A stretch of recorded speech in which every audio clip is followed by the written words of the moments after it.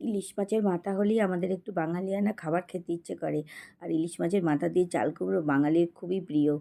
আর প্রথমেই দেখো আমি ঝিরি করে চাল কুমড়োটা কেটে নিয়েছি, ইলিশ মাছটা ভেজে নিলাম মাথাটা আর কি।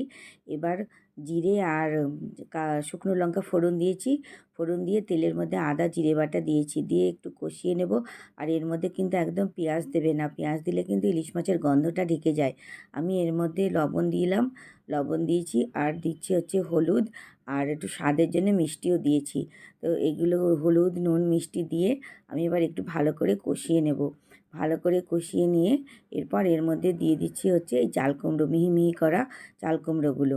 চাল কুমড়োটা দিয়ে আমি এবার খুব ভালো করে নেড়ে চেড়ে 15-20 মিনিট মতন একটু সিমে দেব।